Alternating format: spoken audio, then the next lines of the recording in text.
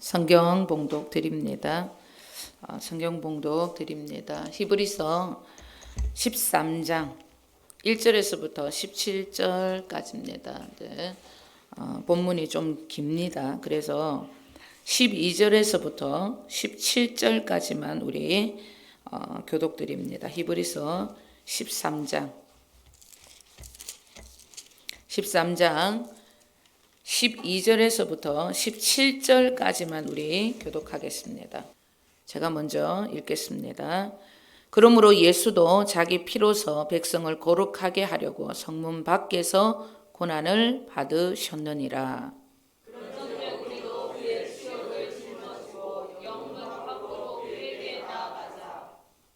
우리가 여기에는 영구한 도성이 없으므로 장차 올 것을 찾나니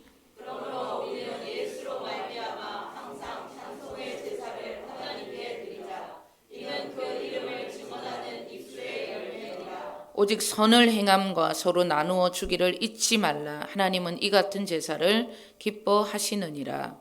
너희를 인도하는 자들에게 순종하고 복종하라. 그들은 너희 영혼을 위하여 경성하기를 자신들이 청산할 자인 것 같이 하느니라. 그들로 하여금 즐거움으로 이것을 하게 하고 근심으로 하게 하지 말라. 그렇지 않으면 너희에게 유익이 없으리라. 아멘. 우리는 하나님의 아들 예수 그리스도를 통해 하나님을 아버지라 부를 수 있는 그런 하나님의 자녀된 존재, 그런 근세를 가진 자들이 되었습니다. 예수 그리스도 죄악으로 인해 죽을 수밖에 없는 그분은 인류의 구원자이시며 인류의 생명의 원인이십니다. 자신의 전부입니다. 목숨까지 바쳐서 인류 구원의 길을 열어놓으신 인간을 너무나 사랑하시는 그런 분이십니다. 그 구원자를 받아들이지 않는다. 그것은 스스로 지옥을 선택하는 미련하고 불쌍한 자들인 것입니다. 우리는 웬 은혜인지는 모르겠으나 우리가 무엇을 구원받을 만한 그런 행동을 했는지 우리는 아무것도 한 것이 없는데 구원을 받았습니다. 구원자를 믿는 그분을 모신 주님의 성전이요 주님의 교회가 된 것입니다. 내가 구원을 받았다. 이것은 인간의 말로는 설명이 되지 않는 아주 신비한 그런 하늘의 축복입니다. 구원을 받았다는 것은 너무나 감격스럽고 그리고 너무나 감사한 일이라는 거죠. 그런데 구원받은 하나님의 자녀들에게 있어 구원을 받았다. 내가 하나님의 자녀가 되었다. 이런 감사와 감격이 한 5년 그리고 10년, 20년이 한번 지나봐요. 뭐가 뭔지는 모르는데 이 감사, 구원의 감격, 기쁨들이 사라집니다. 왜? 구원받은 하나님의 자녀들에게 있어서 구원에 감사하고 감격하는 것 다음으로 중요한 사실이 있는데 우리가 그것을 모르기 때문입니다. 그럼 그게 뭔데? 기도 응답에서 오는 기쁨입니다.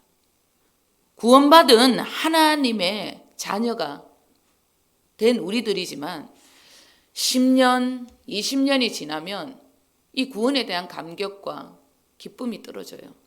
왜? 기도의 응답이 너무나 부족하기 때문이에요. 하나님이 내 모든 기도를 다 들어주신다는 그 놀라운 진리를 알지 못하기 때문에 우리는 세상 사람들, 불신자들 보다 못한 그런 감격, 그런 기쁨, 그런 것도 없이 살아간다는 거예요. 어떻게 보면 예수 안 믿는 사람들이 더 잘 살고 더 기쁨에 겨워 사는 것 같아요. 예수 그리스도 구원받은 하나님의 자녀들, 기도에 대한 응답, 기도에 대한 확신 너무나 중요합니다. 마가복음 11장 23절에서부터 24절입니다. 우리 다 함께 읽겠습니다. 내가 진실로 너희에게 이르노니 누구든지 이 산들어 들리어 바다에 던지어지라 하며 그 말하는 것이 이루어질 줄 믿고 마음에 의심하지 아니하면 그대로 되리라. 그러므로 내가 너희에게 말하노니 무엇이든지 기도하고 구하는 것은 받은 줄로 믿어라. 그리하면 너희에게 그대로 되리라. 우리에게는 무엇이든지 기도하면 다 받은 줄 알아라는 그런 기도의 확신과 기도의 응답이 너무나도 부족합니다. 그러다 보니까 우리에게는 구원의 감사, 어떤 때는 구원 감사하죠. 너무 감사합니다. 이것이 구원에 감격하고 감사해야 되는 것이 첫 번째 우선입니다. 너무 감사합니다. 죄인된 나를, 나 같은 죄인 살려주신 은혜 너무나 감사하죠. 그런데 삶의 기쁨, 생기가 너무나 부족하다는 거예요. 그냥 그렇게 살아갑니다. 살아가다 보니 이게 삶이지. 이런 말들을 하고 이런 생각들을 하고 살아간다는 거예요. 왜 그런 것일까? 왜 그런 것일까? 요한복음 16장 24절 우리 다 함께 읽겠습니다. 지금까지는 너희가 내 이름으로 아무것도 구하지 아니하였으나 구하라 그리하면 받으리니 너희의 기쁨이 충만하리라. 아멘. 기도에 대한 여러분 확신 너무나 부족하다는 거예요. 주님은 우리가 기도를 한 것에 대해서 응답을 받을 때만 그 응답을 받을 때 우리에게 놀라운 기쁨이 넘쳐날 것을 말씀하셨어요. 그러면 구원받은 우리가 기쁨이 너무나 부족하다. 그것은 기도의 응답이 너무나 부족하다 이 말인 거예요. 예수님을 믿는 것이 이런 것이구나. 하나님의 자녀가 된 것이 이런 것이구나. 하나님의 자녀가 되었다는 것은 기도의 응답을 받을 수 있다는 특권이 있는 것이구나. 그런 기도의 확신과 기대, 경험이 우리에게 넘쳐난다면 우리의 삶은 기쁨과 생명이 그리고 생기가 넘쳐난다는 거예요. 이런 기도의 확신, 경험이 많은 간증자들이 우리 교회 안에는 넘쳐나야 합니다. 그런데 왜 이런 기도의 확신, 기도의 응답, 이런 간증이 왜 부족한 것일까? 우리가 그것은 여러분 진리에 대한 부족 때문인 것입니다. 요한복음 16장 16절에서부터 23절까지 읽겠는데 좀 깁니다. 그러나 말씀을 여러분 마음에 새기면서 우리 다 함께 읽도록 하겠습니다. 요한복음 16장 16절에서부터 23절까지입니다. 조금 있으면 너희가 나를 보지 못하겠고 또 조금 있으면 나를 보라 하시니 제자 중에서 서로 말하되 우리에게 말씀하신 바 조금 있으면 나를 보지 못하겠고 또 조금 있으면 나를 보리라 하시며 또 내가 아버지께로 감이라 하신 것이 무슨 말씀이냐 하고 또 말하되 조금 있으면이라 하신 말씀이 무슨 말이냐 무엇을 말하는지 알지 못하노라 하거늘 예수께서 그 묻고자 함을 아시고 이르시되 내 말이 조금 있으면 나를 보지 못하겠고 또 조금 있으면 나를 보리라 하므로 서로 문의하느냐. 내가 진실로 진실로 너희에게 이르노니 너희는 곡하고 애통하겠으나 세상은 기뻐하리라. 너희는 근심하겠으나 너희 근심이 도리어 기쁨이 되리라. 여자가 해산하게 되면 그때가 이르렀으므로 근심하나 아기를 낳으면 세상에 사람 난 기쁨으로 말미암아 그 고통을 다시 기억하지 아니하느니라. 지금은 너희가 근심하나 내가 다시 너희를 보리니 너희 마음이 기쁠 것이요 너희 기쁨을 빼앗을 자가 없으리라. 그날에는 너희가 아무것도 내게 묻지 아니하리라. 내가 진실로 진실로 너희에게 이르노니 너희가 무엇이든지 아버지께 구하는 것을 내 이름으로 주시리라. 아멘. 왜 하나님의 자녀들인 우리들에게 기도의 확신과 기도의 응답이 부족할 수밖에 없는가? 왜? 이유가 있는 거예요. 주님이 내 안에 분명히 와 계시다는 그 확신의 부족 때문입니다. 그분이 내 기도를 다 들어주시는 너무나 좋으신 나의 아버지라는 그 확신, 그 진리를 모르기 때문입니다. 주님께서는 제자들에게 너희들 조금 있으면 나를 보지 못하겠고 또 조금 있으면 나를 보게 될 거다. 그렇게 말씀하고 있습니다. 그러면서 너희 근심이 도리어 기쁨이 될 것이다. 이런 말씀을 하셨어요. 제자들은 도통 그것이 무슨 말씀인지 알지 못했습니다. 주님은 이런 말씀을 하신 거예요. 당신의 죽음을 통해서 엄청난 기쁨의 새 역사가 제자들에게 다시 부어질 것을 말씀하시는 거예요. 그런데 그들은 주님의 이 신비한 소리, 이 진리를 듣지 못합니다. 주님은 자신의 죽음을 통해서 제자들이 근심하고 고통스러울 것을 알고 계셨어요. 그런데 그 고통이, 그 근심이 곧 사라지게 될 것이다. 그렇게 말씀하고 있는 거예요. 왜? 주님의 죽음을 보고 고통스러워하는 그들이 왜 곧 그 고통이 기쁨으로 변하게 될 것이냐? 왜 그렇게 말씀하셨냐면 예수님이 다시 오실 것을 그들에게, 여러분, 그 기쁨이 그들에게 부어질 것이기 때문입니다. 예수님은 자신의 죽음과 부활, 성천을 통해 인류 구원의 역사를 전부 다 이루시고 다시 인간 세계에 내려오실 것을 약속하신 거예요. 그래서 너희가 지금은 나를 보지 못하나 조금 있으면 또 나를 볼 거야. 너의 근심이 도리어 기쁨이 될 것이야. 그렇게 말씀을 하신 것입니다. 이제는 인간의 몸을 입고 오신 것이 아니라 이제는 신적인 존재로 영으로 인간 안에 오실 것을 약속을 하신 것입니다. 그날이 바로 사도행전 2장의 말씀 오순절날의 역사였던 것입니다. 요한복음 16장 23절의 말씀, 그날에는 얘기합니다. 그날에는 너희가 아무것도 내게 묻지 아니하리라, 이렇게 얘기하는 거예요. 내가 진실로 너희에게 이르노니 너희가 무엇이든지 아버지께 구하는 것을 내 이름으로 주시리라. 그날이 오게 되면 모든 기도의 응답 다 받을 수 있게 된다는 이 말씀입니다. 그날이 바로 오순절날의 역사, 인간 안에 영으로 오실 구원자, 그분의 약속이 이루어지는 날이기 때문입니다.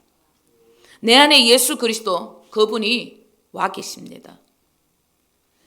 그런데 그분은 와 계시는 것뿐만 아니라 내 모든 기도를 다 들어주시는 분이십니다.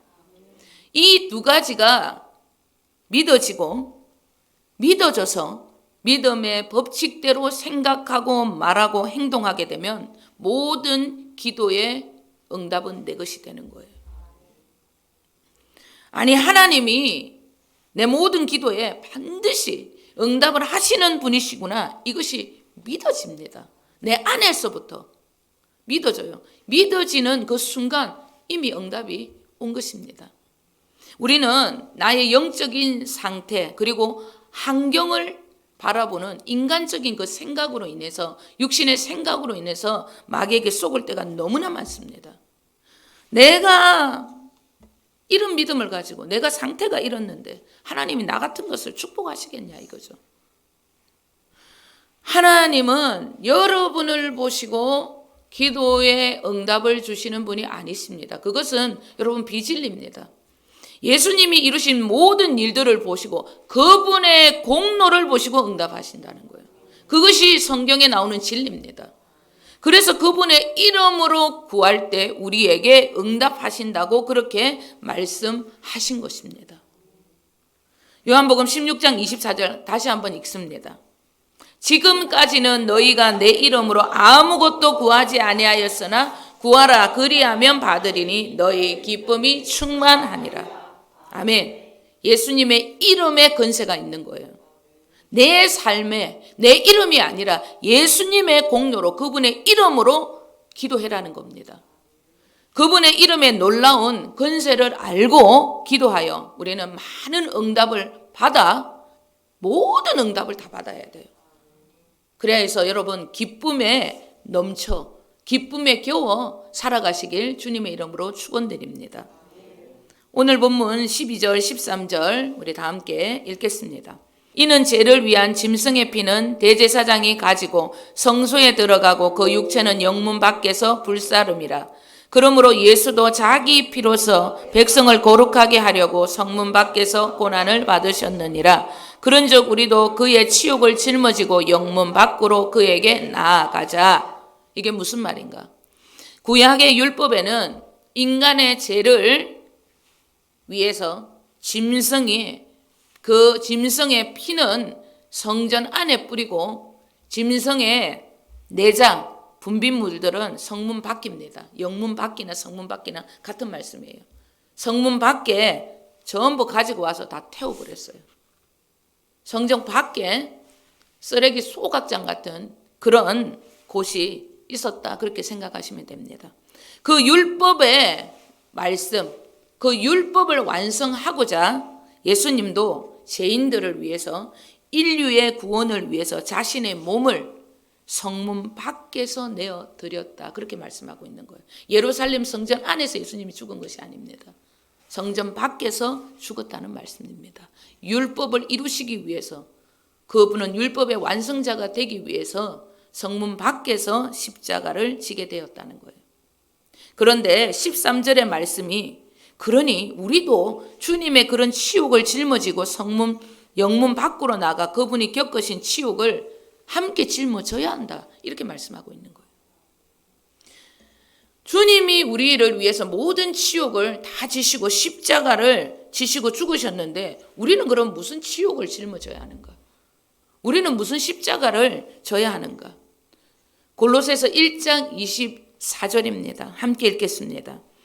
나는 이제 너희를 위하여 받은 괴로움을 기뻐하고 그리스도의 남은 고난을 그의 몸된 교회를 위하여 내 육체에 채우노라.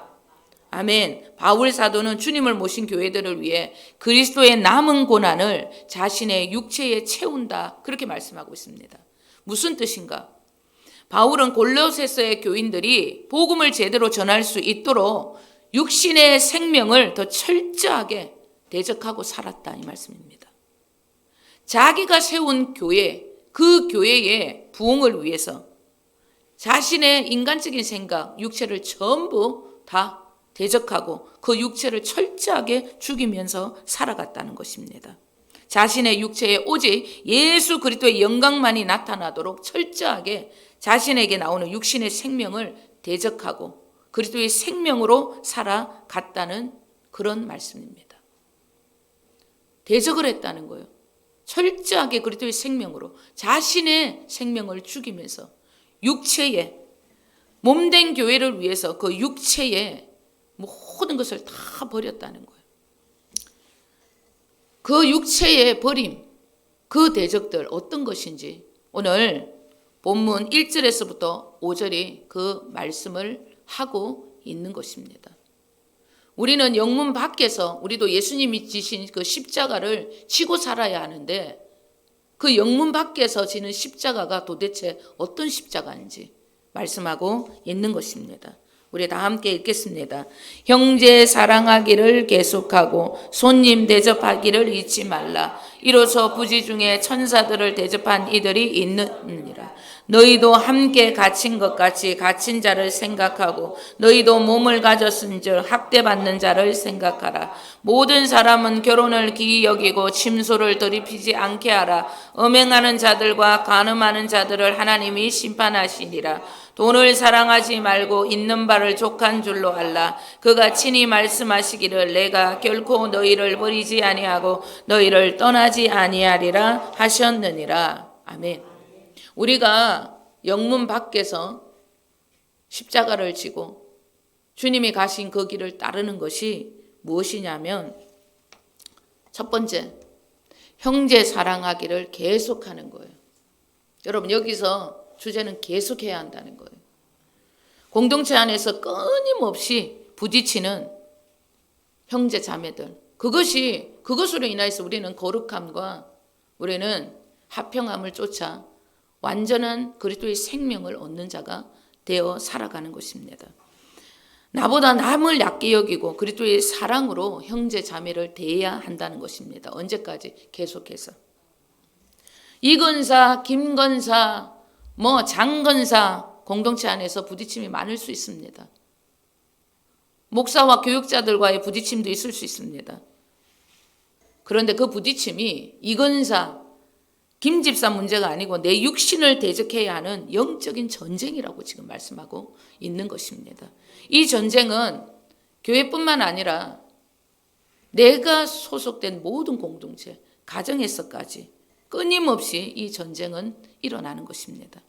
이 전쟁은 영문 밖에서 우리를 위하여서 십자가에 매어 달린 죽은 예수님의 고난과 죽음을 묵상할 때 성령님께서 우리를 도와주시는 거예요. 이런 삶이 내 육체의 고난을 채우는 삶이라는 거예요. 두 번째 이렇게 말씀합니다. 내 육체의 고난을 채우는 것이 또 무엇이냐면 손님 대접하기를 잊지 말라 이렇게 얘기하는 거예요. 이 손님은 형제와 또 반대되는 단어입니다. 믿지 않는 불신자들을 말하고 있는 거예요. 그들에게 복음을 전하기 위해서는 항상 대접하는, 섬기는 자세가 필요하다는 거예요. 복음을 전하는 데 있어서 여러분 섬기는 자세가 너무나 필요하다는 거예요. 인색해서는 안 된다는 것입니다. 직장에 가서도 친구들 만나도 내가 먼저 밥값 내고 커피값 내고 그렇게 해라는 겁니다. 교회에 와서 헌금은 잘하는데 직장 내에서 친구들과의 관계 내에서 인색한 그리스도인들이 너무나 많아요. 손가락질 당합니다. 교인들은 참 인색하다, 경우가 없다, 얻어먹는 거 좋아하더라, 이런 소리 들어서는 안 된다는 얘기입니다. 대접하기를 즐기시라는 거예요. 그래야 주님이 더 채워주시는 것입니다. 그리고 세 번째 이렇게 말씀하고 있습니다. 너희도 함께 갇힌 것 같이 갇힌 자를 생각하고 너희도 몸을 가져서 이제 학대받는 자를 또 생각하라 이렇게 말씀하고 있습니다. 교회 안에서나 밖에서 영혼들을 만날 때 상처와 쓴뿌리에 갇힌 자들을 이해하고 사랑으로 받아줄 줄 알아야 한다는 말씀입니다. 어떻게 사랑하고 이해해라고 지금 본문이 말씀하고 있습니까? 너희도 함께 갇힌 것 같이 그렇게 생각하고 사랑이라는 거예요. 같이 아파할 줄 알아라는 겁니다. 공감을 해라는 거예요. 저 사람은 왜 그렇지? 저 사람은 왜 저렇노? 여러분, 하나님이 그 사람의 인생을 그렇게 하셨다면 그 사람을 판단하는 것이 아닙니다. 하나님을 판단하는 것이에요. 그리고 하나님을 손가락질 하는 것입니다. 하나님이 우리를 여기까지 이끌어 주셨잖아요. 갇힌 우리들을 자유케 하신 은혜로 주셨습니다. 올챙이 개구리적 생각을 해야 한다는 거예요. 주님, 저도 과거에 저랬습니다. 저도 고쳐주셨으니까 저분도 고쳐주십시오. 공감하는 마음으로 기도해주고 섬겨주는 것이 주님의 뜻이라는 거예요. 이것이 내 육체의 고난을, 십자가를 채우는 일이라는 것입니다. 그리고 또 이렇게 말씀합니다. 모든 사람은 결혼을 기이 여기고 침소를 더럽히지 않게 하라. 음행하는 자들과 간음하는 자들을 하나님이 심판하시리라. 자신의 아내와 남편 외에 다른 모든 이들과의 성 접촉은 음행이고 간음입니다. 세상은 참 이상합니다. 이 음행과 간음도 사랑이라고 그렇게 말을 합니다. 뻔뻔스럽게. 얼마나 타락을 했는지 이제는 동성애도 사랑입니다. 짐승도 그렇게 하지 않습니다. 착각입니다. 인간의 착각이라는 거예요. 마귀가 주는 생각입니다. 전부 더러운 음란입니다. 성경은 우리에게 이렇게 또 말씀합니다. 마음으로도 여자를 품거나 남자를 품어서는 안 된다는 거예요. 왜? 그것도 음란이라는 거예요. 왜? 하나님의 자녀들 안에는 그 심령 속에는 누가 있습니까? 예수님이 있잖아요. 우리의 구원자 되신 예수님이 내 안에 있는데 다른 남자를 품고 다른 여자를 품어서 음란한 생각을 한다. 주님이 우리 안에 어떠한 마음으로 어떻게 계시겠다는 거예요. 그건 주님을 무시하는 행위입니다. 여러분, 내 안에 음란이 있다면 주님이 내 안에 계시다는 그 묵상을 날마다 하십시오. 그러면요, 그 음란은 이겨내지 못하고 그 음란은 곧 사라집니다. 여러분, 결혼 외의 모든 성관계는 전부 음행이고 간음입니다. 마음으로 하는 것도 간음입니다. 철저하게 여러분 거룩한 삶을 살아가셔야 합니다. 이러한 삶이 내 육체의 고난을, 십자가를 지는 삶이라는 거예요. 그리고 돈을 사랑하지 말고 마지막으로 족한 줄로 알아라, 이렇게 말씀하고 있습니다. 탐심에서 벗어나야 한다는 뜻입니다. 족한 줄로 알아라는 뜻은 네 형편이 좋지 않는데도 막 그렇게 대충 해서 그냥 살아가라, 이런 말씀은 아닙니다. 우리 주님은 부유한 자로 오셔서 이 땅에 살 때 평생 머리 둘 곳도 없이 가난하게 사셨어요. 왜? 우리에게 모든 부유를 다 주시려고. 고린도후서 8장은 우리에게 그렇게 말씀하고 있습니다. 우리에게는 부족함이 없이 살아가는 하나님의 자녀들, 그것을 잊지 않아야 합니다. 내 안에 예수 그리스도, 이 천지를 만드신 그 하나님, 예수님은 하나님이세요. 그 하나님이 내 안에 와 계십니다. 부족함이 없어야 합니다. 하나님께 구하면 다 채워주신다는 것을 믿으셔야 합니다. 그런데 하나님보다 돈을 더 사랑하게 되면 이 머릿속에 온통 삶의 걱정, 돈 걱정, 미래 걱정, 자기 비참함, 이런 어둠에 휩쓸려요.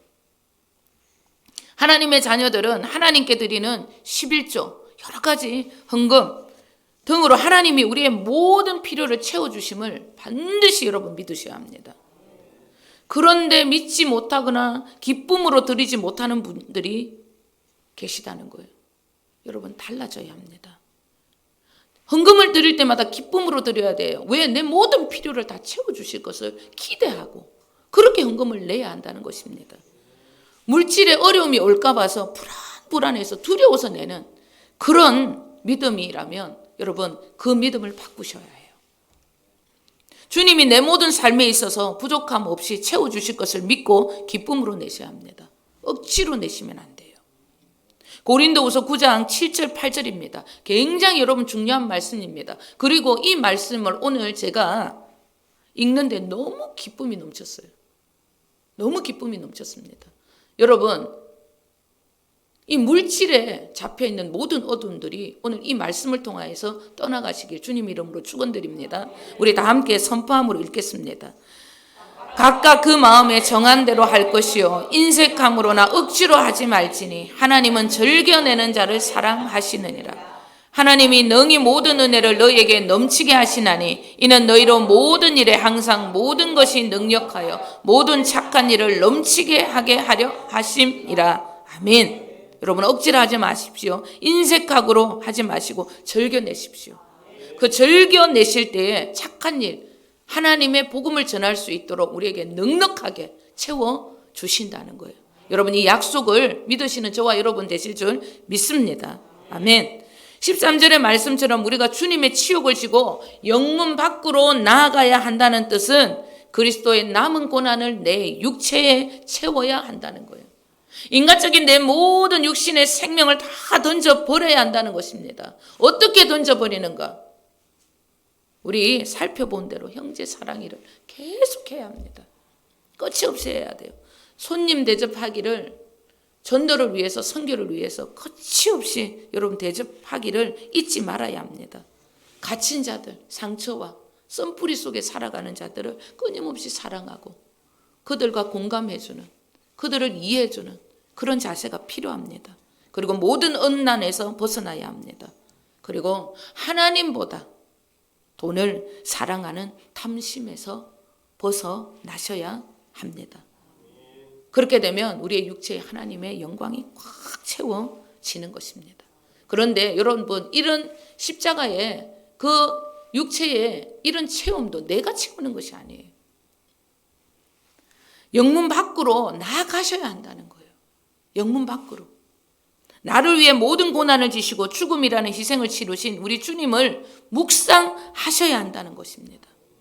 그 묵상이 1순위예요. 영문 밖에서 날 위해 이 모든 것을 다 지고 가시 그 예수님을 먼저 묵상하셔야 한다는 것입니다. 절대 내가 뭔가 이 말씀을 목표를 정해놓고 달려서는 안 된다는 거예요. 여러분, 되게 하시는 주님을 의지하고 십자가를 묵상하는 것이 제일 먼저라는 것을 기억하셔야 합니다. 그런 후에 여러분 십자가를 묵상하게 되고 진리가 깨달아지면 내 안에 여러분 이거는 순종이 되어지는 것이구나. 순종하고 싶어지는 거예요. 여러분, 그것이 생명의 성령의 법으로 살아가는 오순절날의 역사로 예수 그리스도를 모신 하나님의 자녀된 삶이라는 것입니다. 모든 율법은 이미 깨어졌어요. 영문 밖에서 십자가를 지신 그 예수님으로 말미암아 모든 율법은 깨어졌어요. 그분은 죽으신 것뿐만 아니라 부활하셨습니다. 그리고 성천하시고 다시 신적인 존재로 영적인 존재로 우리 안에 오신 분이십니다. 그분은 율법의 완성자입니다. 모든 것을 다 이루시고 우리 안에 오셔서 우리가 이 율법을 다 지켜낼 수 있도록 우리 안에서 우리를 돕고 계신다는 거예요. 그 진리를 생명의 성령의 법을 깨달으시고 우리는 그 깨달은 그 진리를 생각하고 말하고 행동하여 믿음의 법칙으로 살아가셔야 한다는 것 반드시 기억하셔야 합니다. 우리 한 주간 이 십자가의 깨달음을 더 채워 기쁨이 충만하고 진리의 은혜 안에 살아가는 저와 여러분 되시길 주님의 이름으로 축원드립니다.